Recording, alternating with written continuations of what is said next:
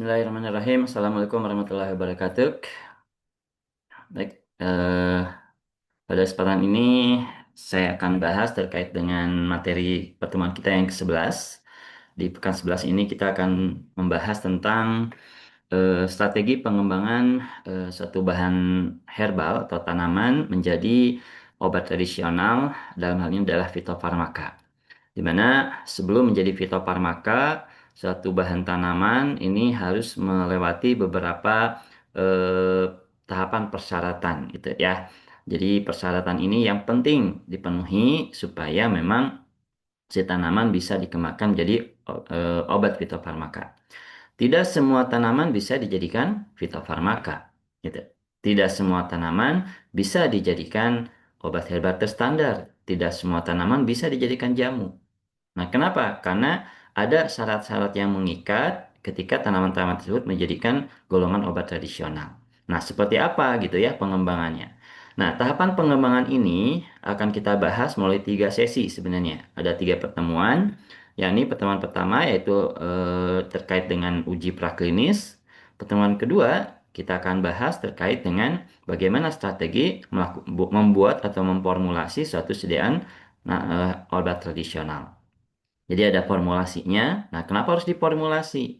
Karena di akhir dari proses pengujian untuk dijadikan obat tradisional itu adalah harus diujikan secara klinis ke manusia. Nah, untuk pengujian klinis ke manusia, maka alangkah lebih baiknya dibentuk dalam suatu sediaan farmaseutika, sediaan farmasi. Oke. Nah, bahasan ketiga nanti kita akan bahas terkait dengan uji klinis. Baik, terkait dengan uji praklinis ini sendiri itu seperti apa gitu ya. Kita akan simak pada slide-slide berikutnya.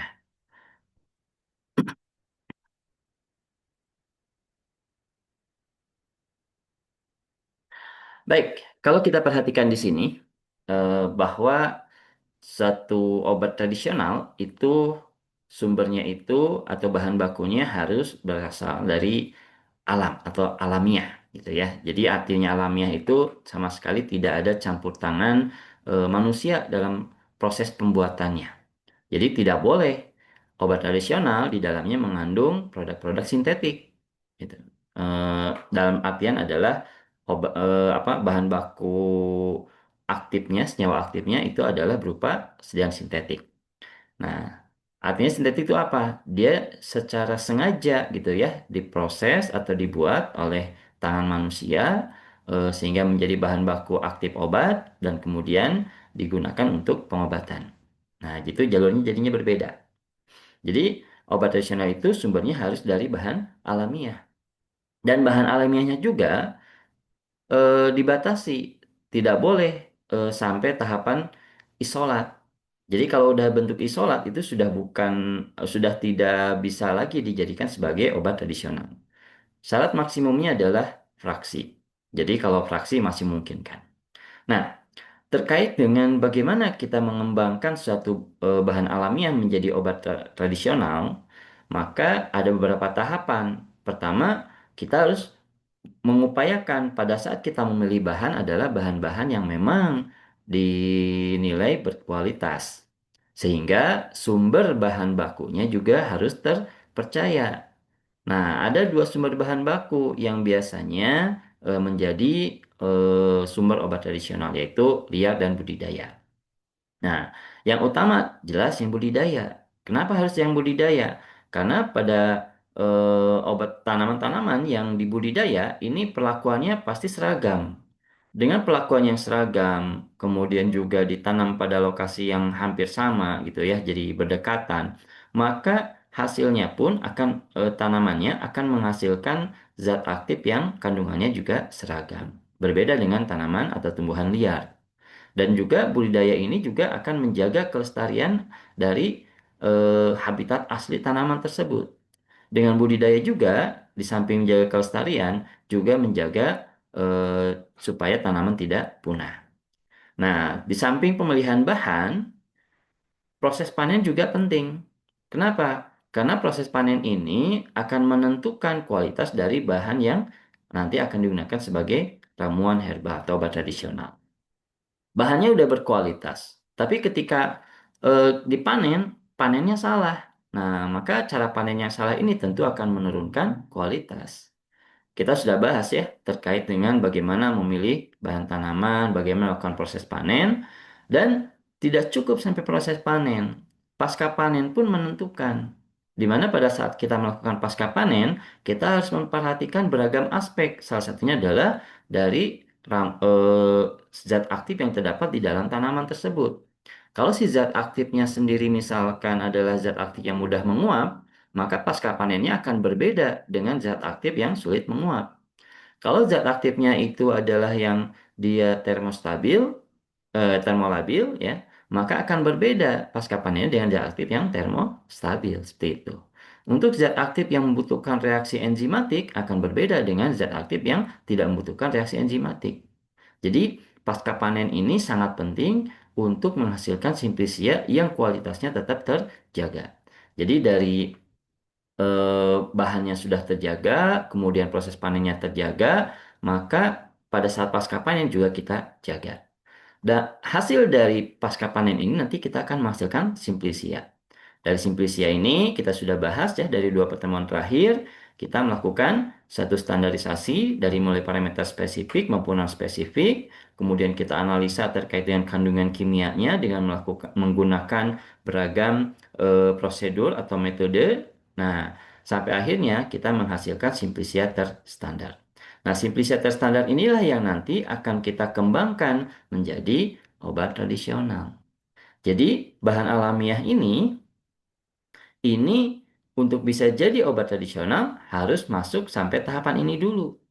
Kalau simplisianya saja tidak terstandar, jangan diharap nanti akan mendapatkan obat tradisional yang memenuhi persyaratan mutu. Gitu. Nah, oleh karena itu memang dari sini kita belajar bahwa ada tahapan-tahapan yang harus dilalui oleh suatu bahan alamiah supaya bisa mendapatkan simplicitas terstandar. Di antaranya tadi dari mulai pemilihan bahan ya, kemudian proses panen, pasca panen, sampai akhirnya melalui tahapan uji atau standarisasi. Baik, setelah mendapatkan simplisia terstandar, maka berikutnya kita arahkan apakah simplisia ini memiliki data empiris, artinya dia sudah digunakan secara berulang gitu ya dalam suatu komunitas etnis masyarakat. Jikalau memang dia sudah digunakan secara berulang, nah maka simplisia terstandar ini bisa kita kembangkan langsung menjadi jamu selama ada data empiris. Tentu nanti ada standarisasi bahan dan lain sebagainya gitu ya. Kemudian juga ada formulasi, tergantung nih apakah mau formulasi atau dalam bentuk kerajangan itu tidak masalah gitu ya. Namun eh, sebaiknya memang ramuan herbal itu dibuat dalam bentuk formulasi. Jadi formulasi persediaan fitofarmastika. Jadi ada proses, salah satunya adalah proses penyaringan dulu. Kenapa? Kalau kita bahas di pertemuan-pertemuan sebelumnya terkait dengan tanaman, jadi di dalam tanaman itu atau di dalam simplicia itu tidak semuanya berupa zat aktif. Jadi komponen zat aktifnya itu mungkin di bawah 10% gitu. Bahkan ada yang di bawah 5%. Nah, sebagian besarnya adalah zat balas atau senyawa-senyawa yang memang tidak aktif. Contohnya adalah selulosa. Kemudian juga ada apa namanya? Yang paling banyak sih selulosa memang ya. Ada zat-zat lain gitu ya yang memang dianggap tidak aktif. Nah, sehingga untuk memisahkan zat balas dari zat aktifnya maka diperlukan proses penyarian. Baik, kalau seandainya selain data empiris, misalkan dia sudah melewati tahapan uji praklinis. Nah, artinya kalau uji praklinis ini misalkan dia apa namanya itu sudah diyakini gitu ya di empiris ini dia sudah ada datanya, sudah registrasi jamu juga dan laris misalkan ketika registrasi jamu. Nah, ini ada kesempatan setelah dilakukan uji praklinis maka menjadi OHT. Coba kita perhatikan di sini bahwa OHT ini jalurnya adalah dari data empiris. Empiris, standarisasi, uji praklinis, baru OHT.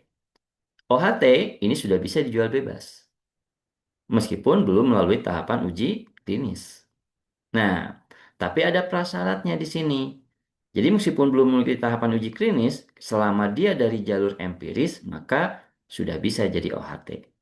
Makanya kenapa OHT ini tidak perlu adanya uji klinis, karena dia data pendukungnya sudah ada pada data empiris. Tapi ada tanaman-tanaman, dia tidak punya riwayat empiris. Nah, tanaman yang tidak punya riwayat empiris, maka dia tidak bisa menjadi jamu. Dia juga tidak bisa jadi OHT. Gak ada tuh ya jalurnya di sini. Nah, satu-satunya yang bisa dijadikan sebagai ramuan golongan obat tradisional untuk tanaman yang tidak ada riwayat empiris adalah fitofarmaka. Jadi kalau fitofarmaka mau tidak mau dia harus melalui tahapan uji klinis. Nah, ini yang membedakan gitu ya antara fitofarmaka, OHT, dan jamu.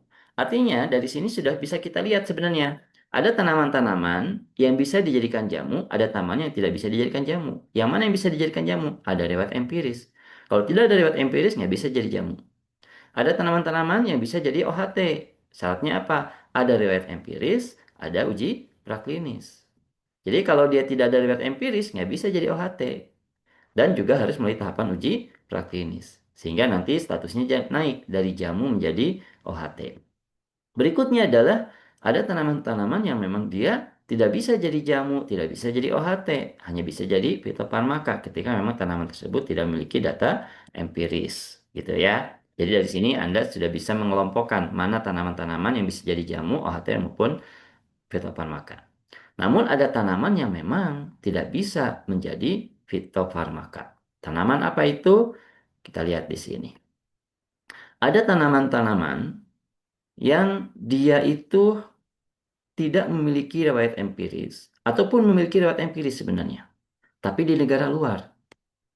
Pertama. Yang kedua, selain di negara luar, tanaman tersebut juga nggak bisa tumbuh di Indonesia. Jadi tanaman tersebut nggak bisa tumbuh di Indonesia, nggak bisa ditanam, ya. Artinya dia cuma bisa diimpor. Nah, kalau diimpor berarti di sini ada permasalahan gitu ketika si tanaman ini dijadikan fitofarmaka. Apa permasalahannya? Ya ini terkait dengan supply chain. Jadi tidak ada sustainabilitas terkait dengan supply chain. Oleh karena itu, tanaman-tanaman yang punya riwayat yang tidak bisa ditanam di Indonesia ini nggak bisa jadi fitofarmaka. Kalau kita perhatikan di sini, gitu ya. Nah, ini berdasarkan aturan yang lama. Kalau aturan yang baru saya belum menemukan itu ya. Nanti mungkin ada aturan yang baru, entah mengganti ini atau bagaimana. Tapi selama ini saya ambil dari PK BPM nomor 13 tahun 2014, memang tanaman yang memang tidak bisa ditanam di Indonesia tidak bisa dijadikan sebagai fitofarmaka. Dan untuk fitofarmaka sendiri, ini komposisinya sekarang dibatasi ya. Terakhir itu maksimum 5 jenis ekstrak atau 5 jenis bahan. Gitu. Tidak boleh lebih ya. Baik, gambar ini menunjukkan apa yang tadi saya sampaikan gitu ya di sini sebenarnya. Jadi diperluas dengan gambar ini. Nah, berikutnya ini adalah tahapan dari pengembangan obat tradisional menjadi fitofarmaka. Jadi ini juga sudah saya sampaikan di awal tadi bahwa tahapan pertama pasti diawali dengan pemilihan simplisia. Jadi pemilihan simplisia ini dasarnya tadi simplisia yang memiliki kualitas yang baik pastinya akan dihasilkan dari simplisia yang sebelumnya tanamannya itu dipelihara. Artinya harus dibudidaya gitu. Bisa sih dari tumbuhan liar. Dari tumbuhan liar ini masalahnya apa? Masalahnya adalah keseragaman kandungan senyawa kimianya tidak terjamin. Kenapa? Karena perbedaan tempat lokasi tempat tumbuh itu akan membedakan juga hasilnya. Contoh misalkan ya, akar wangi misalkan. Kenapa akar wangi dari Garut minyak aslinya itu lebih berkualitas dibandingkan dengan akar wangi tempat lain? Nah, dan kalau kita perhatikan, minyak akar wangi dari Garut ini mensuplai 90% lebih ke ekspor minyak akar wangi Indonesia.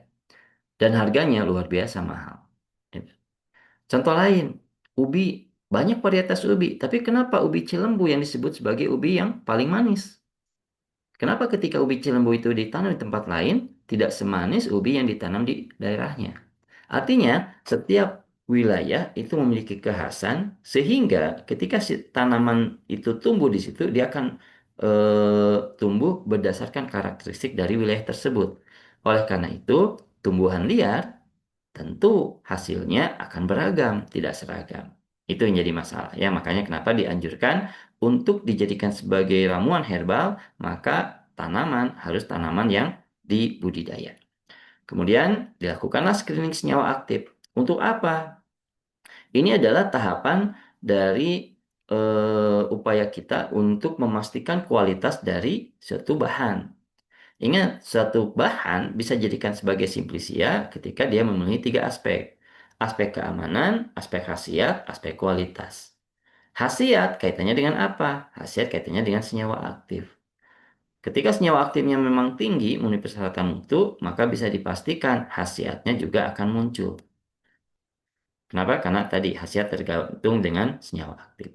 Kemudian berikutnya, setelah yang satu dua ini baik, maka di tahapan ketiga juga harus baik. Kita harus paham karakteristik dari tanaman ini, karakteristik dari senyawa yang menjadi target di dalam tanaman ini. Jangan sampai salah penanganan dalam pasca panen. Makanya kenapa? Misalkan teh, misalkan ya, ketika suatu industri dia ingin memproduksi teh hijau, maka pada penanganan pasca panennya pasti tidak akan di enzimatik, tidak akan di fermentasi. Gitu. Jadi teh hijau itu adalah teh yang tidak melalui tahapan fermentasi. Artinya apa? Maka sebisa mungkin daun tehnya harus segera dilayukan supaya reaksi enzimatis terhenti. Masih ingat ya bahwa suatu reaksi enzimatis bisa terhenti ketika kadar airnya di bawah 10%. Jadi harus dilayukan, dibuang airnya dan sebagainya. Tapi kalau tanah tehnya tersebut mau dijadikan teh hitam, maka tanaman tehnya itu atau daun tehnya itu harus difermentasi dulu, disimpan dulu dalam kondisi kadar air di atas 10%. Gitu. Jadi penanganan pasca panen ini sangat bergantung pada karakteristik tanaman dan juga senyawa aktifnya. Kemudian berikutnya screening aktivitas farmakologi. Kemudian lanjut ke farmakodinamik dan uji toksisitas pada formula hewan uji. Ini yang akan kita bahas di sini, tiga hal ini gitu ya. Jadi untuk berikutnya kita akan bahas tentang pengembangan formula dan juga uji klinis. Oke, kita perlu ketahui ini adalah suatu proses pengembangan obat. Obat secara umum ya, jadi bukan obat tradisional, jadi obat kimia. Prosesnya panjang tahapannya. Itu bisa berpuluh ya bertahun-tahun lah ya, bahkan ada sampai 16 tahun. Dan itu dari sekian banyak itu hanya sedikit yang bisa diimprovisasi. Kenapa? Karena banyak yang terseleksi di sini, banyak yang terjaring tidak lolos jaringan standar gitu ya. Dari mulai keamanan yang paling utama ya, harus aman dulu, kemudian dari kekhasiat, dari uji praklinisnya seperti apa, uji klinisnya seperti apa dan sebagainya, sampai yang benar-benar lulus itu ya cuman sedikit gitu ya. Makanya kenapa memang obat itu begitu mahal, karena pengembangannya itu luar biasa. Gitu. Nah, ini gambaran lainnya, di mana suatu ramuan herbal sama seperti obat kimia. Pada saat dia mau dikembangkan menjadi fitofarmaka, maka ramuan herbal tersebut harus melalui tahapan-tahapan seperti yang digambarkan di sini. Kalau ini kebetulan FDA review, berarti kan di Amerika ya. Nah, kalau di Indonesia kan melalui BPOM. Nah, eh, ada yang menarik gitu ya. Tanaman ketika dia dijadikan jamu, kemudian laris di pasaran. Kemudian, apakah perlu tanaman itu dinaikkan levelnya menjadi OHT atau fitofarmaka gitu. Padahal kan udah laris nih, udah apa bisnisnya udah jalan gitu ya. Nah, eh, ketika satu tanaman mau dijadikan sebagai obat, maka siapa sih yang berhak atau bukan berhak ya, yang memiliki tanggung jawab memberikan satu pengobatan, metode pengobatan ke pasien? Nah, yang memiliki tanggung jawab dan yang memiliki kewenangan itu adalah tenaga medis, dalam hal ini adalah dokter. Gitu. Nah, dokter sendiri tidak mungkin meresepkan atau memberikan suatu obat yang memang tidak terbukti secara eviden, secara evidence base. Jadi harus terbukti. Gimana terbuktinya gitu. Nah, yang diakui saat ini secara formal adalah ketika si obat tersebut sudah bisa dibuktikan secara klinis. Tidak cukup praklinis. Kenapa? Terhadap hewan aman, aktivitasnya bagus. Tapi belum ada nih uji klinisnya. Nah, maka ada potensi meskipun terhadap hewan aman, terhadap manusia nggak aman. Kenapa? Karena tidak ada gitu ya dari hewan yang morfologinya menyerupai manusia. Kalaupun ada, contoh babi gitu ya, babi itu secara DNA memang menyerupai meskipun secara morfologi tidak. Nah, namun tetap saja ketika misalnya pengujian menggunakan babi itu membutuhkan biaya yang sangat mahal. Kenapa? Karena uji praklinis itu juga menggunakan banyak hewan uji gitu. Kan yang sekarang banyak digunakan itu adalah mencit, tikus, kelinci, yang notabene jauh dari eh, morfologi manusia gitu. Jadi boleh jadi di mencit aman, di manusia belum tentu aman. Kenapa? Karena ada banyak faktor yang mempengaruhi di situ. Nah, sehingga memang mengharuskan adanya uji klinis. Supaya apa? Supaya dokter yakin, ya. Dokter sebagai tenaga medis ketika memberikan metode pengobatan, mengobati seorang pasien, dia yakin apa yang diberikan itu pertama aman dulu, gitu. Yang kedua berhasil. Makanya yang dipilih adalah yang sudah melalui tahapan uji klinis. Oleh karena itu, ramuan herbal supaya bisa digunakan, diresepkan oleh dokter, maka harus melalui tahapan uji klinis. Makanya muncullah fitofarmaka ini. Nah, jadi penting nggak sih jamu ini dinaikkan level jadi fitofarmaka? Ya penting kalau memang jamu ini ingin gitu ya diakui secara formal. Nah, tapi kan udah ada di situ empirisnya sudah diakui oleh Badan POM. Iya, sudah diakui dan sudah ada. Namun gitu ya, memang eh, ada kode etik yang memang harus kita hormati. Tidak bisa gitu ya, semakin ini kan jamu kan udah ramuan turun temurun, tetap gitu ya. Kenapa? Karena tidak sembarangan ketika kita menjadikan satu bahan menjadi obat, apalagi digunakan kepada manusia. Itu. Baik. Jadi inilah pentingnya kenapa kita harus melakukan tahapan uji klinis untuk bisa mendapatkan fitofarmaka. Nah, setelah suatu obat mendapatkan label fitofarmaka, apakah obat tersebut sudah lantas selesai langsung dijual? Bisa. Jadi obat itu setelah melalui tahapan fase uji ketiga, ini sebenarnya sudah mendapatkan izin edar untuk dijual. Namun ada satu tahapan uji lagi, kita akan bahas ini sebenarnya nanti di di uji klinis ya, materi uji klinis, sedikit saya rangkum sekarang. Ada satu tahapan lagi namanya adalah post market monitoring atau tahapan uji klinis keempat. Jadi tahapan uji klinis keempat ini nanti akan menganalisa apakah obat tersebut ketika dia dipaparkan ke konsumen yang lebih luas secara umum gitu ya, tidak mengenal gender, tidak mengenal genetik, tidak mengenal suku ras dan sebagainya gitu ya. Apakah dia safety-nya, efikasinya, kualitasnya tetap terjamin atau enggak gitu. Nah, makanya ada namanya surveillance atau post market monitoring. Itu nanti akan bahas di uji klinis. Baik, apa yang dilakukan pada tahap uji praklinis? Nah, di tahap uji praklinis itu adanya di sini, gitu ya. Jadi sebelum masuk tahapan uji klinis. Jadi obat tidak akan mungkin masuk tahapan uji klinis kalau tidak ada data praklinis, gitu ya. Nah, diawali dengan apa?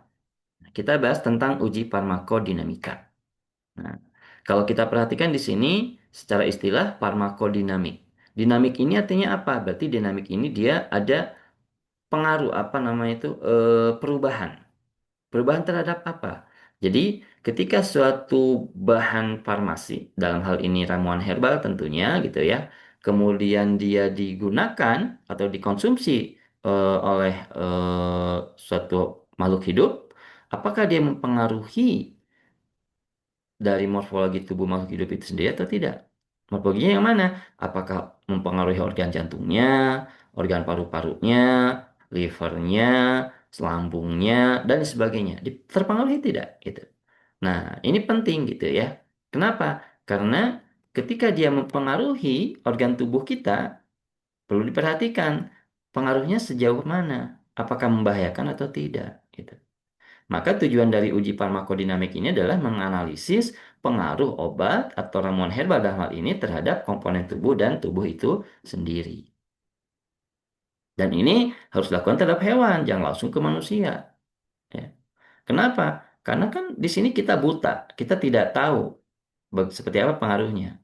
Kalau terhadap hewan, ya mohon maaf ya, hewannya boleh jadi memang harus dikorbankan. Makanya kenapa pada uji farmakodinamik, hewan-hewan uji itu dikorbankan. Gimana caranya supaya uji ini gitu ya tetap memenuhi kode etik? Makanya sebelum melakukan tahapan uji farmakodinamik harus ada ethical clearance. Ajukan dulu ethical clearance-nya. Hewannya diapain? Dikasih sesuatu, terus diapain? Kemudian dimatikan. Bagaimana cara mematikannya atau membunuhnya? Nah, itu harus dijelaskan dengan rinci gitu ya, supaya memang uji ini tidak cuma sekedar uji-ujian, tapi benar-benar memang akan menghasilkan manfaat yang besar. Gitu. Baik. Nah, pada uji praklinis, ini adalah tahapan uji yang memang dilakukan untuk membuktikan keamanan dan khasiat dari suatu bahan, tapi melalui hewan. Jadi uji praktis ini jelas harus melalui hewan, tidak melalui manusia, gitu ya. Nah, sekarang ini banyak pengembangan-pengembangan di mana uji praktis ini sebelum ke hewan itu dengan adanya teknologi yang canggih sekarang itu dilakukan dulu terhadap in silico dulu biasanya. Nah, in silico itu apa? Jadi jangan dulu ke makhluk hidup, uji dulu secara computerized. Ada nggak efeknya? Oke, secara computerized ada efek. Misalkan ada interaksinya nih dan kemungkinan hasilnya bagus misalkan ya. Nah, itu jangan langsung ke hewan juga. Uji lagi secara in vitro. Maka di in vitro ini kita akan semakin meyakinkan bahwa oke, ini memang sudah benar-benar menghasilkan aktivitas yang diharapkan baru ke hewan. Jadi ke hewan juga sebaiknya melalui tahapan-tahapan tadi. In silico dulu meyakinkan kita sudah yakin ke in vitro, tambah yakin baru ke hewan. Gitu. Supaya apa? Tadi hewan ini kan makhluk hidup, dia punya hak untuk hidup sehingga memang sebisa mungkin jangan hanya dijadikan sebagai ajang uji saja, tapi ketika memang mau dijadikan sebagai hewan uji coba, diyakini betul bahwa ini tidak akan menyakiti dia gitu ya. Jadi bukan ajang main-main. Dan juga manfaatnya lebih besar dibandingkan dari eh, nyawanya. Jadi worth it lah gitu ya. Artinya eh, sudah jelas obat tanamannya ini tidak memberikan manfaat apapun misalkan. Kekeh diujikan. Nah, itu menjadi masalah ya. Jadi manfaatnya harus diyakini dulu besar. Dan tadi ya, arahannya ke in silico dulu, in vitro, baru langsung ke hewan.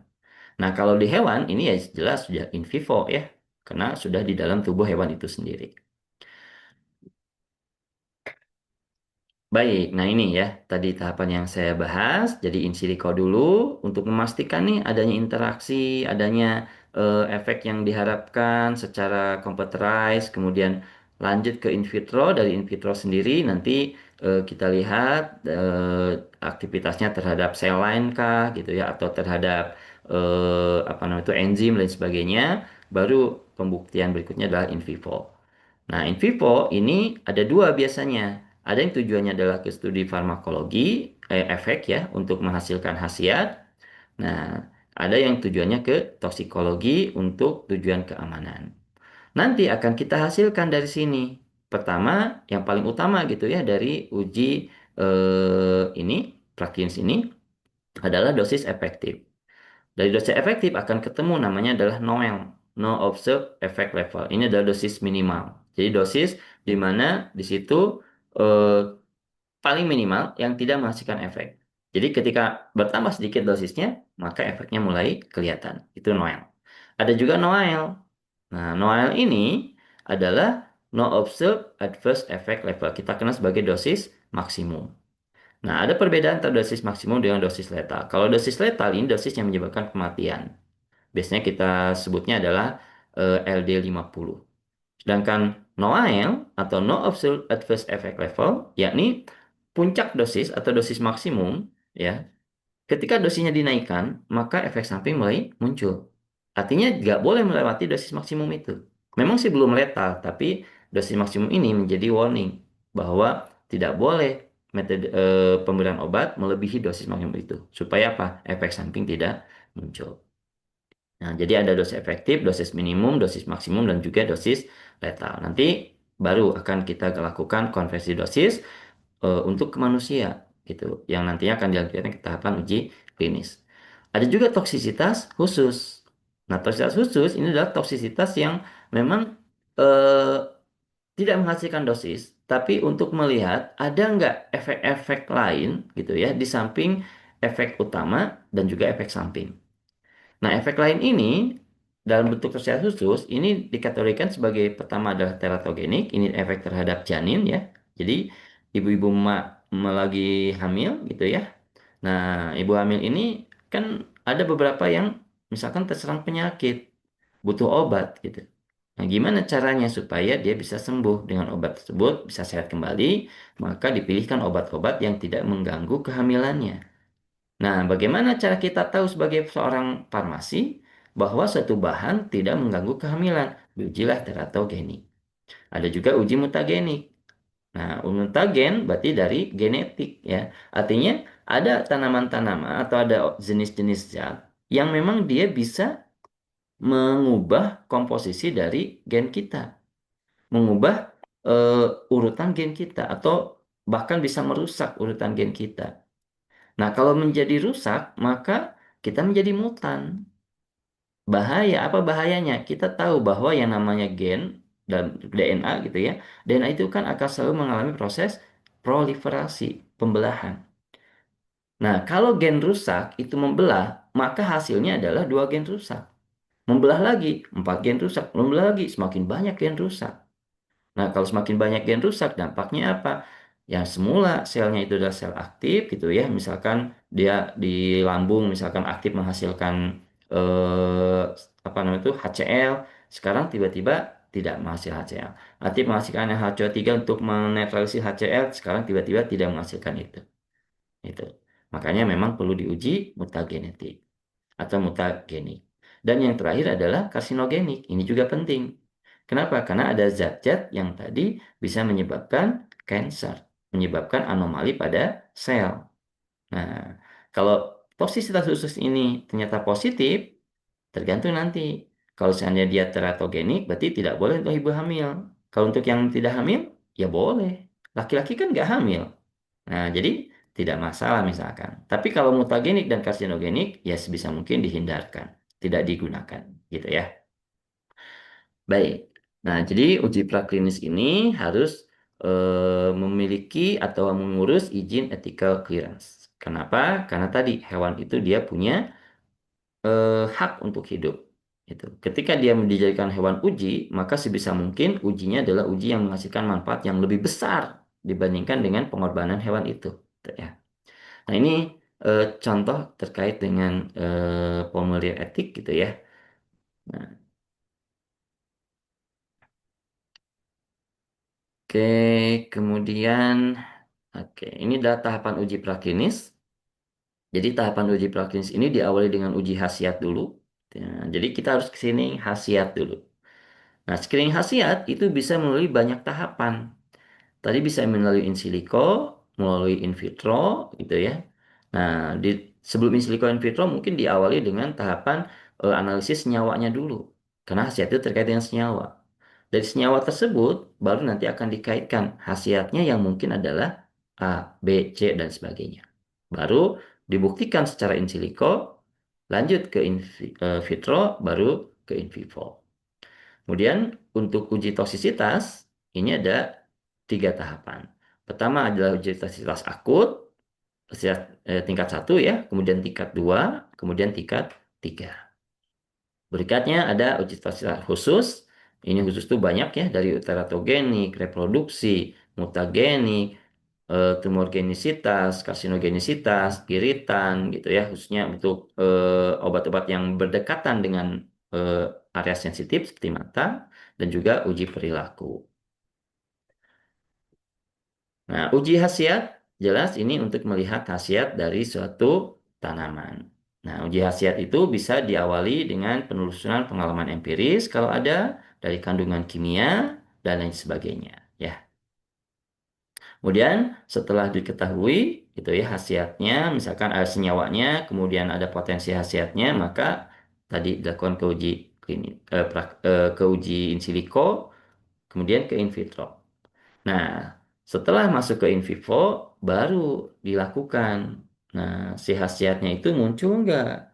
Pada dosis berapa? Nah, nanti ada uji yang nantinya akan menghasilkan dosis efektif. Nah, setelah dilakukan uji khasiat, ketemu dosis efektifnya, maka kita harus pastikan keamanannya, gitu ya. Nah, di uji keamanan ini kita lakukan melalui uji toksisitas. Oke, eh, tolong bedakan dulu ya antara standarisasi dengan uji praklinis. Jadi ada perbedaan di sini ya. Standarisasi itu adalah menguji supaya bahan itu memenuhi standar. Tapi kalau uji praklinis itu kaitannya dengan keamanan. Nah, jadi ada hal yang berbeda gitu ya. Jadi uji toksisitas itu bukan standarisasi. Kenapa? Karena nggak ada standarnya untuk uji toksisitas. Ya. Jadi uji toksisitas itu nggak ada standarnya sekali lagi. Artinya nggak ada standar itu artinya tidak ada pembanding gitu ya. Nah, kemudian berbeda dengan standarisasi. Jadi di standarisasi ada uji keamanan. Yang diuji di mana untuk keamanan adalah terkait dengan cemaran. Tapi uji keamanan di sini kaitannya adalah toksisitas. Berbeda ya. Nah, jadi sekali lagi uji praklinis bukan masuk ke rangkaian standarisasi. Oke. Uji toksisitas ini bertujuan untuk menekan munculnya risiko bahaya. Jadi sebelum digunakan ke manusia, pastikan dulu. Setidaknya, kalaupun dia menghasilkan efek samping, jadi efek yang tidak diinginkan, tidak merugikan si manusianya. Gitu. Makanya kenapa toksisitas ini penting dilakukan sebelum uji klinis.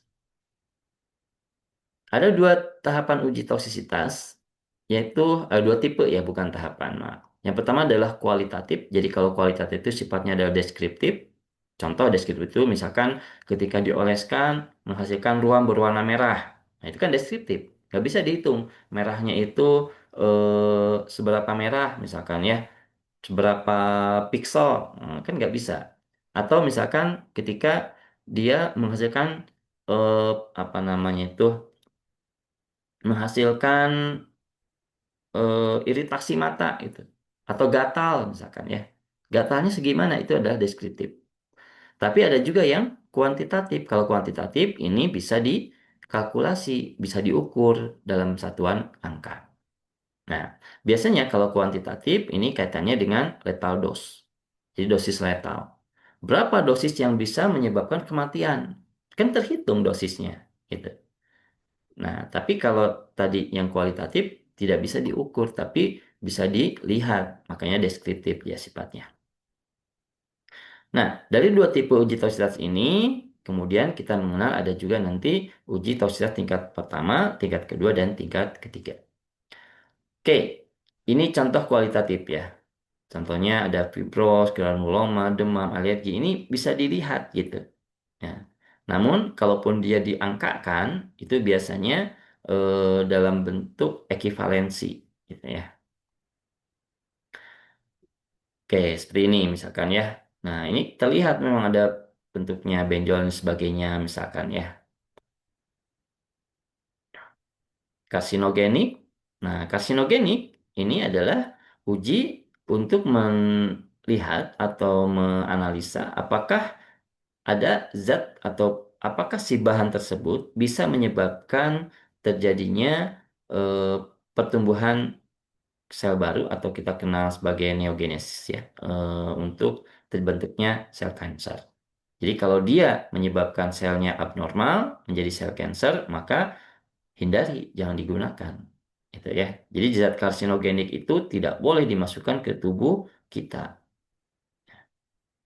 Nah, ini salah satu uji karsinogenik. Jadi awalnya dia tidak ada benjolan, ketika mengkonsumsi sesuatu di, di apa dilakukan perlakuan, ternyata muncul benjolan. Nah, ini menandakan oh dia karsinogenik, tidak boleh digunakan. Gitu. Kemudian ada teratogenik. Teratogenik ini uji yang memang khusus untuk ibu-ibu yang sedang hamil. Kenapa? Karena ada bahan-bahan tanaman yang bisa menginhibisi terkait pertumbuhan janin. Nah, makanya kenapa banyak obat-obat batuk ya, khususnya batuk kering, sifatnya kan dia menekan saraf batuk gitu ya. Itu seringkali tidak dianjurkan untuk digunakan oleh ibu hamil sebisa mungkin gitu. Nah, kekhawatirannya ini teratogenik.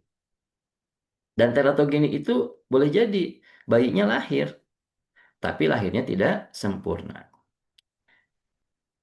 Oke.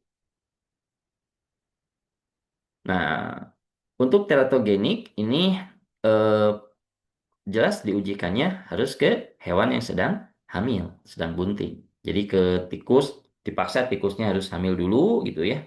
Dilihat janinnya udah berapa usianya, berapa minggu atau berapa hari misalkan, baru nanti disuntik secara berulang.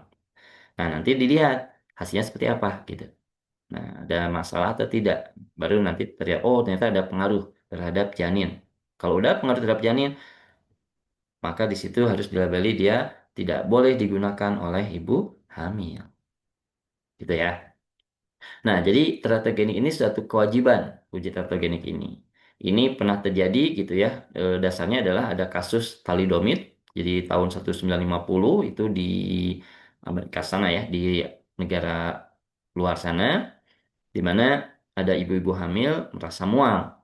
Jadi mual wajar gitu ya. Eh, Kemudian ada obat dari industri besar ini dibagikan gitu ya ke ibu-ibu hamil tersebut konsumsi, memang mualnya hilang. Tapi ketika melahirkan bayinya seperti ini, naudzubillah, apakah tangannya tidak ada atau tangannya lengkap tapi jarinya kurang lengkap. Kedapatan lainnya mungkin tidak sempurna dan sebagainya. Gitu. Makanya kenapa obat-obatan atau apapun itu yang digunakan sebagai obat itu harus dipastikan dia aman bagi ibu hamil. Nah, sebenarnya sih bukan hanya obat gitu ya. Makanan-makanan juga sebisa mungkin harus dijaga. Makanya kenapa ibu hamil itu makanannya harus terjaga, nggak boleh sembarangan gitu ya. Oke, ini mungkin gambaran lain tentang teratogenik ya.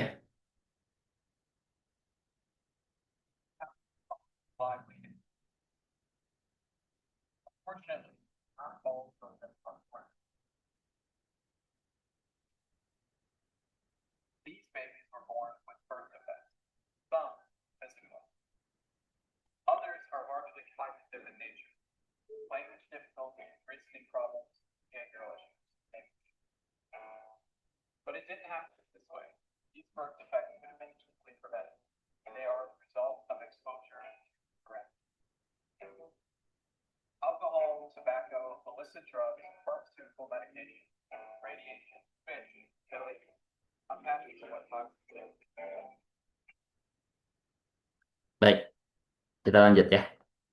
Tadi uji kualitatif, jadi deskriptif. Sekarang kita masuk ke uji kuantitatif.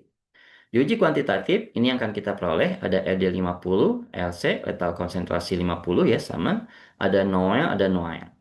Nah, apa bedanya lethal dose dengan lethal concentration? Kalau lethal dose atau dosis letal, ini dosisnya itu diasupkan gitu ya ke tubuh manusia, apakah secara oral atau secara eh, muskular atau secara intravena. Jadi oral atau parenteral gitu ya. Tidak hanya oral parenteral sih sebenarnya, bisa juga melalui metode lain, apakah intravagina atau misalkan melalui dubur. Nah, itu adalah dosis. Jadi dosis itu yang dimasukkan. Adapun letal konsentrasi, kalau konsentrasi ini sifatnya adalah lingkungan di luar organisasi tubuh. Contoh misalkan ya ada kolam.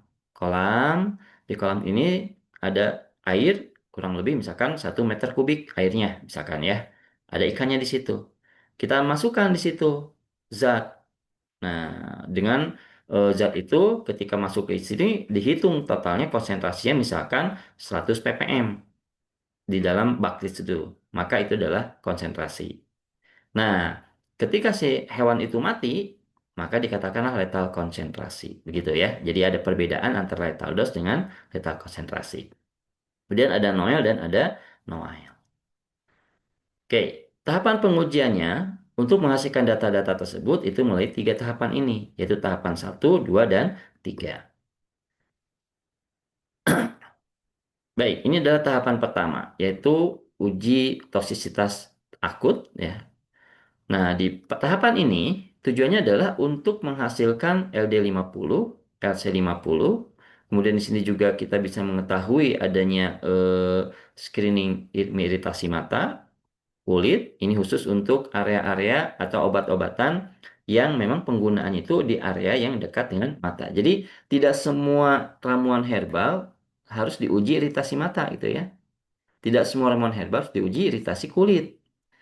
Jadi uji ini sangat didasarkan pada jenis sediaan yang nanti akan dibuat. Kalau sedianya tetes mata atau sedianya salep yang misalkan salep jerawat dekat dengan mata, ya otomatis sebisa ada potensi dia kan mengenai mata. Nah, cek apakah ada iritasi mata enggak. Atau Anda bikin sediaan sampo misalkan ya. Atau sabun pencuci muka harus diuji iritasi mata. Kemudian ada screening pertama terhadap mutagenesis. Nah, eh, pengujian ini dikatakan akut. Kenapa dikatakan akut? Karena pada pengujian ini digunakan single dose. Maaf, bukan single dose ya. Digunakan dosis, jadi diberikan dosis gitu ya. Dan dosisnya itu terus dinaikkan gitu ya. Eh, selama 24 jam. Jadi hari ini kasih dosis nih, 24 jam dilihat, oh nggak ada efek apa-apa, lakukan lagi, nggak apa-apa, lakukan lagi sampai akhirnya ketika satu hewan dikasih dosis, setelah 24 jam lihat ternyata hewan itu mati. Nah, maka dikatakan letal. Karena menyebabkan kematian. Kenapa dikatakan 50%? Karena 50 ini mengindikasikan bahwa dari 100% populasi, misalkan dari 10 tikus, ternyata 5 tikus minimal itu mati. Maka dikatakanlah 50%. Maka dikatakan sebagai LD50.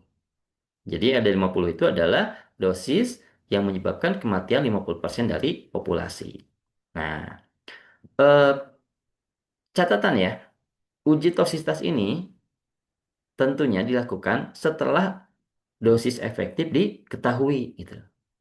Jadi kalau dosis efektifnya belum diketahui, maka ya tidak bisa dilakukan uji toksisitas.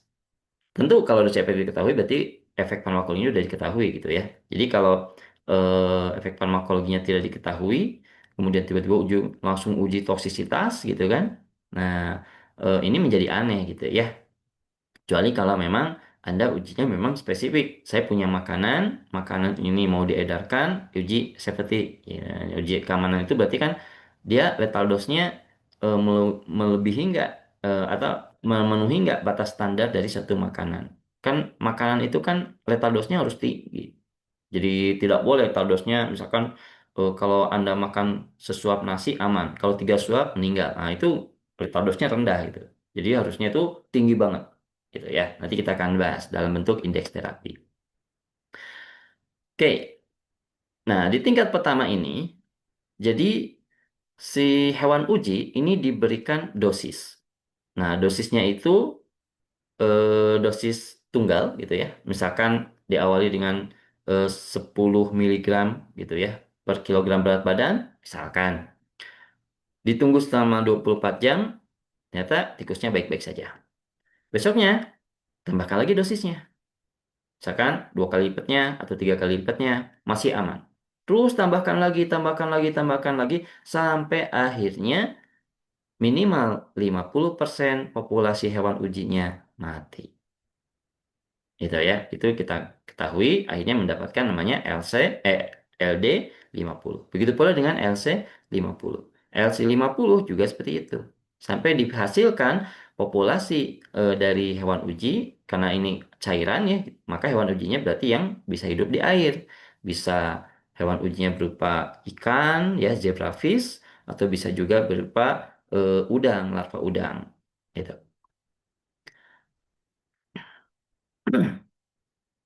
Nah, Uji toksisitas ini merupakan metode pengujian untuk mengukur seberapa besar tingkat toksisitas yang muncul dalam waktu 24 jam. Nah, parameter yang dihasilkan dari toksisitas akut adalah dosis kematian dan dikenal sebagai LD50. Nah, ini teknik pengujiannya gitu ya.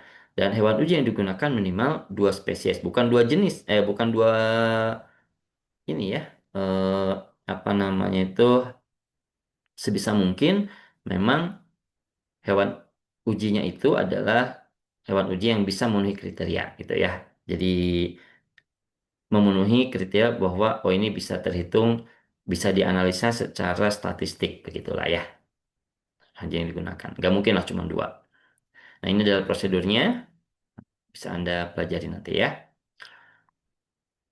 Nah seperti ini. Jadi kalau seandainya udah sering nih dikasih dosis terus gitu ya, kok nggak mati-mati gitu. Nah kalau memang udah nggak mati, jadi misalkan sudah 2000 miligram per kilogram. Nah, berarti kan ini sudah 2 gram per kilogram, kan sudah nggak jarang ya obat-obatan langsung kita konsumsi 2 gram, jarang gitu ya. Hmm. Per kilogram bobot badan. Maka bisa dipastikan bahan tersebut aman. Nah, berikutnya apa? Nah, ini kita simpulkan dulu bahwa ED50 lebih besar dari limit dose. Nah, namun berikutnya tetap harus kita analisa ada nggak pengaruh terhadap organ.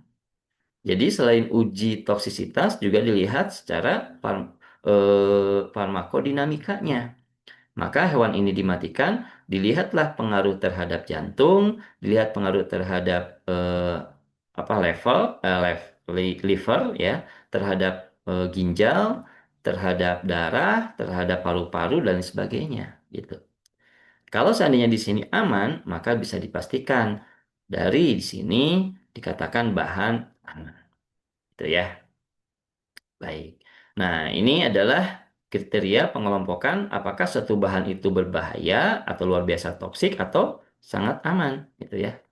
Relatif kurang berbahaya. Berikutnya, uji iritasi mata dan kulit. Ya, ini khusus untuk sediaan-sediaan yang memang diperuntukkan untuk area wajah, dekat dengan wajah, atau yang topikal, yang sekiranya nanti akan menyebabkan iritasi. Nah, hewan yang digunakan jelas hewan-hewan yang representatif. Nggak mungkin kita menggunakan mencit untuk uji iritasi.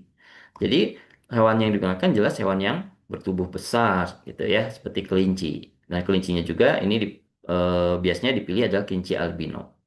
Jadi kelinci albino kan akan lebih kelihatan ya dibandingkan kelinci hitam ya. Kalau kelinci hitam kan digunduli, kulitnya hitam, meskipun muncul warna merah kan nggak kelihatan warna merahnya. Tapi kalau albino kemungkinan lebih kelihatan, begitu. Nah, cara ujinya silakan bisa dilihat di sini. Kemudian ada uji mutagenesis. Jadi yang mutagenesis ini menggunakan hewan uji bisa dari mencit, tikus, atau di sini gambarnya kucing gitu ya. Eh, dan yang dilihat apa? Apakah adanya perubahan susunan genetik? Tidak. Ingat, tanaman makanan yang masuk ke tubuh kita kemungkinan besar akan mempengaruhi genetik kita. Nah, perubahan genetik itu akan terwariskan, apakah ke keturunan atau bahkan akan mengubah karakter kita sendiri. Ya. Jadi perubahan genetik itu hati-hati gitu ya, akan mengubah diri kita sendiri bisa jadi. Yang paling kentara adalah ketika seseorang terkena radiasi radioaktif nuklir. Seorang yang terkena radiasi radioaktif, dia akan mengubah gen, atau tidak hanya radioaktif lah ya, itu mah terlalu mengerikan. Logam berat. Logam berat itu kan ketika dia masuk ke tubuh kita, maka dia akan menjadi inti logam. Nah, siapa yang menjadi ligannya? Ligannya adalah protein. Protein atau asam amino di dalam protein itu, sehingga ketika si asam amino dia berikatan dengan logam, nah mulai deh struktur asam aminonya berubah. Komponen asam aminonya berubah, terjadi proliferasi, dihasilkanlah sel-sel yang bermutasi. gitu ya. Dan mutasi ini wajar terjadi sebenarnya. Jadi mutasi ini wajar terjadi. Contoh misalkan ya, bakteri, bakteri itu proses mutasinya cepat, gitu ya.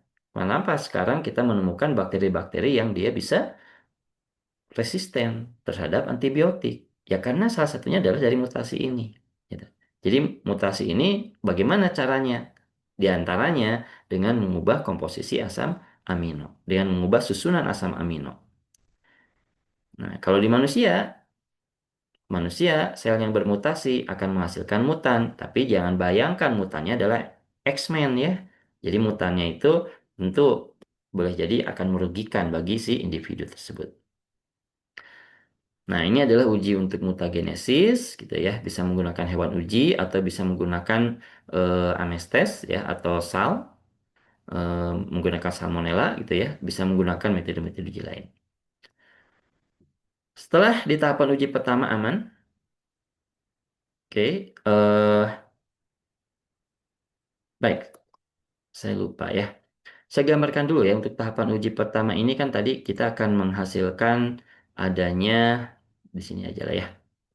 Menghasilkan adanya LD 50, kemudian ada tadi LC ya atau LC. Kemudian kita mengenal ada Noel. Kemudian tadi ada dosis efektif ya. Kemudian ada Noel. Jadi praktik tahap pertama. Kemudian ada eh, toksisitas khusus. Tok khusus. Oke, saya lupa tadi menggambarkan ini. Antara Noel dan Noel itu seperti apa dan juga LD50. Kita mengenal ada istilahnya indeks terapi. Nah, misalkan ya. Misalkan ini adalah dosis. Misalkan ini adalah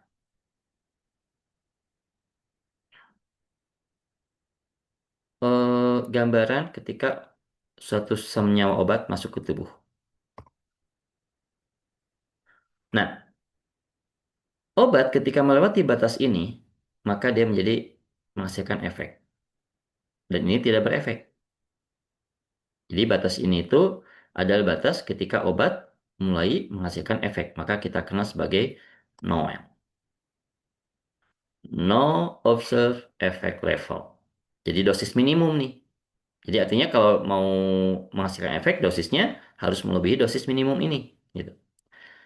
Obat ini ada batasnya. Kemudian dia terus tambah lagi, sampai akhirnya masuk ke sini. Tuh ya, agak lebih kan. Mulailah muncul efek samping. Ketika obat ini menghasilkan efek samping, maka batas ini kita sebut NOAL. Inilah menjadi dosis maksimum, ini minimum. Efektifnya di sini, ya dari sini. Ya, ini adalah dosis efektif areanya. Nah, ketika LD-nya ada di sini, maka LD50 ini berdekatan dengan dosis efektif. Maka indeks terapinya itu perbandingan antara LD50 per dosis efektif. Berarti semakin rentangnya rendah, maka semakin bermasalah obat itu, semakin berbahaya. Jadi kalau di obat kimia itu dikategorikan ini sebagai obat keras. Tapi semakin LD-nya tinggi, ya, artinya rentangnya semakin jauh, itu ya. Indeks terapinya semakin besar, maka obat ini semakin aman. Jadi LD-LD yang besar itu semakin aman, maka kategorinya tidak berbahaya, gitu ya. Jadi dari sini bisa diketahui bahwa oh ternyata eh, termasuk ramuan herbal itu bisa jadi ada yang memang LD-nya sempit, gitu ya. Makanya kenapa ada obat-obat tanaman-tanaman yang tidak boleh dijadikan sebagai obat. Tanaman itu masuk ke negatif list. Hmm. Jadi tanaman tidak boleh dijadikan obat. Contoh apa? Kecubung. Kecubung nggak boleh. Anda melakukan penelitian, uji coba ramuan herbal kecubung, gitu ya, untuk mengobati apa? Nggak bisa gitu ya. Kenapa? Karena dia LD-nya sangat rendah, sehingga memang bukan efek utama yang dihasilkan, tapi justru malah efek samping atau bahkan malah kematian. Nggak seru kan? Sembuh sih tapi mati kan nggak seru gitu ya. Oke. Nah, setelah uji toksisitas tahap pertama dilakukan dan hasilnya adalah positif misalkan negatif misalkan tidak menghasilkan efek toksik, maka lanjutkan ke tingkat kedua. Eh, di tingkat pertama, pengujiannya tadi kan 24 jam ya. Jadi sekarang kita kasih obat 24 jam selesai gitu ya. Nah, di tingkat kedua ini pemberian obatnya itu lebih panjang jangka waktunya. Jadi dia pengobatannya itu berulang, tapi dosisnya sudah tunggal. Artinya dosis yang digunakan pada uji tingkat 2 adalah dosis yang sudah diketahui yaitu dosis efektif. Kalau di tingkat pertama kan dosisnya meningkat. Gitu ya. Nah, kalau di sini dosisnya sudah tunggal, yaitu dosis efektif. Nah, kenapa dosis pengujian tingkat kedua ini perlu dilakukan? Karena seringkali ketika seseorang mengonsumsi obat itu seringkali berulang, tidak hanya satu hari saja, bisa sehari 3 kali, bahkan sampai 1 minggu itu sehari 3 kali terus dikonsumsi. Bahkan ada yang mungkin setiap seumur hidupnya dia mengkonsumsi obat. Nah, ada nggak pengaruhnya terhadap organ dia, organ tubuh dia? Makanya di sini lakukanlah toksisitas tingkat 2. Nah, tingkat 2 ini disebut subkronis, di mana uji ini dilakukan terhadap hewan uji selama kapan? Nah, dilakukannya itu adalah selama setengah atau sebagian dari usia hidup hewan. Jadi tidak sepanjang hidup hewan, tapi setengah usia hidup hewan. Jadi kalau misalkan gitu ya, mencit usia hidupnya adalah 1 tahun, maka atau 2 tahun lah ya, maka uji toksitas subkronis ini bisa sampai 6 bulan, misalkan diberikan terus menerus, gitu ya. Oke, ini saya hapus dulu ya. Nah, ini adalah tujuan dari pengujian tingkat 2, yaitu menelaah munculnya efek samping yang memang tidak muncul, kemungkinan muncul apabila dikonsumsi dalam jangka waktu panjang terus-menerus. Kemudian menelaah efek toksik yang sebelumnya memang tidak terdeteksi pada toksisitas akut, dan pelajari efek kumulatif dari efek reversibilitas obat. Kita perhatikan di sini, maaf ya, saya gambar lagi. Ketika kita mengkonsumsi obat, obat itu kan ada eh, waktu paruhnya. Jadi dalam mencapai puncak, turun lagi. Nah, kalau udah turun, efeknya kan habis, makanya tambahkan lagi. Terus kalau seandainya misalkan ini misalkan ini jam ke 0, ini jam ke 8, ini jam ke 16, maka kan setiap seharinya itu 3 kali 1, tuh ya. Jadi tiap 8 jam. Nah, di sini sebelum obat turun, maka kita sudah kasih obat lagi. Maka di sini ada sisa nih, akumulasi. Nah, biasanya yang menjadi masalah di obat-obat kimia adalah akumulasinya ini. Jadi akumulasinya ini hanya sedikit yang dilakukan tubuh, sisanya disimpan. Maka dampak jangka panjangnya itu munculnya efek samping. Jangka panjang itu jangan dikatakan seminggu 2 minggu ya, bisa jadi 10 tahun, 20 tahun, 30 tahun, konsumsi terus-menerus, bisa jadi ada efek kumulatif. Nah, ini yang memang dihindari dari obat kimia, gitu ya. Nah, di ramuan herbal mungkin terjadi, mungkin, meskipun memang kecil kemungkinannya. Kita sudah bahas di pertemuan sebelumnya gitu ya, kenapa ramuan herbal itu dikatakan lebih aman. Nah, kecil kemungkinan, tapi memang eh, ada potensi juga gitu, adanya akumulasi efek samping ini. Nah, akumulasi ini perlu ditelaah sehingga memang perlu dilakukan toksisitas tingkat 2 ini atau subkronik. Jadi obatnya diberikan gitu ya setiap hari selama beberapa waktu tertentu dan batasannya biasanya sebagian usia hidup hewan gitu. Jadi tidak seluruhnya ya.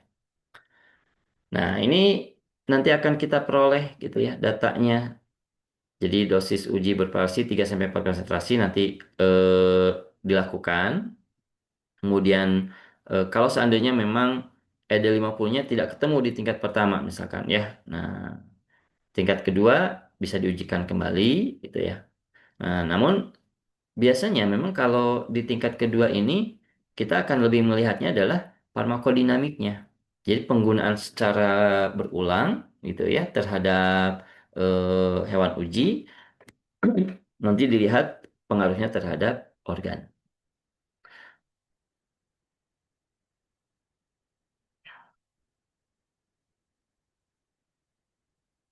Ini adalah lama pengujian subklinis tergantung dari pemakaian pada saat klinisnya ya. Oke, ini gambaran dari tadi Noel, Noel dan sebagainya ya.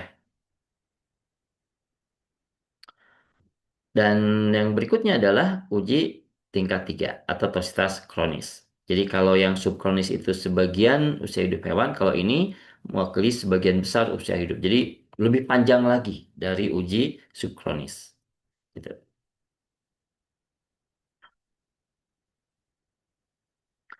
Oke, pada uji subkronis tahap 3 ini, di sini juga dilakukan uji karsinogenik gitu ya. Pada tikus dilakukan selama kurang lebih 2 tahun. Jadi karsinogenik itu belum tentu kalau seandainya sekali penggunaan, belum tentu langsung karsinogen gitu ya. Bisa jadi karsinogenik itu muncul atau mutagenesis itu muncul ketika penggunaannya berulang. Makanya memang dilakukan uji toksitas khusus ini untuk melihat apakah ada dia bersifat karsinogen atau teratogen atau mutagen. Nah, berarti kalau pada teratogenik diujinya itu selama eh, si tikusnya hamil gitu ya. Terus diuji, nanti dicek gitu. Terus dikonsumsi. Nah, baik. Nah, ini adalah kendala dari uji toksisitas di kita ya di secara umum gitu ya. Bahwa pertama organisme yang digunakan sebagai hewan uji ya jelas memiliki karakteristik yang berbeda dari manusia, sehingga belum tentu di hewan uji aman, di manusia juga aman. Makanya kenapa ini harus dilanjutkan ke uji klinis. Dan ya ini ya, kenapa perlunya ethical clearance untuk memastikan bahwa memang hewan uji itu ketika dikorbankan dia akan memberikan manfaat yang besar gitu. Jadi jangan sampai Anda mau uji praklinis menggunakan hewan uji yang dikorbankan lagi gitu ya, dimatikan, tapi secara tujuan tidak jelas. Ya ini cuma nguji aja kok, cuman ingin tahu, itu kan uji yang tidak jelas kalau hanya ingin tahu gitu ya. Jadi harus jelas kemanfaatannya karena menggunakan hewan uji, makanya perlu dilakukannya ethical clearance. Dan keadaan laboratorium yang berbeda dengan realitas ini juga betul gitu ya. Ini juga menguatkan bahwa boleh jadi di hewan tersebut dia berdampak, tapi ke manusia belum tentu berdampak. Ini adalah hasil uji dari praklinis. Nah, jadi kepastian dosis lazimnya, dosis maksimum, dosis letal, efek sampingnya seperti apa, teratogenik, mutagen, karsinogenik, dan juga boleh jadi adanya zat-zat dan oksitoksik gitu ya. Ada tanaman-tanaman yang dia ternyata menyebabkan kematian, tapi nggak tahu nih eh, dari tanaman tersebut zat apa yang menyebabkan kematian gitu. Apakah kombinasi zat, zat tunggal? Nah, makanya dikatakan sini oksitoksik. Baik, itu saya rasa yang kita bisa sampaikan gitu ya untuk materi di pekan ini. Ya, sekian, wassalamualaikum warahmatullahi wabarakatuh.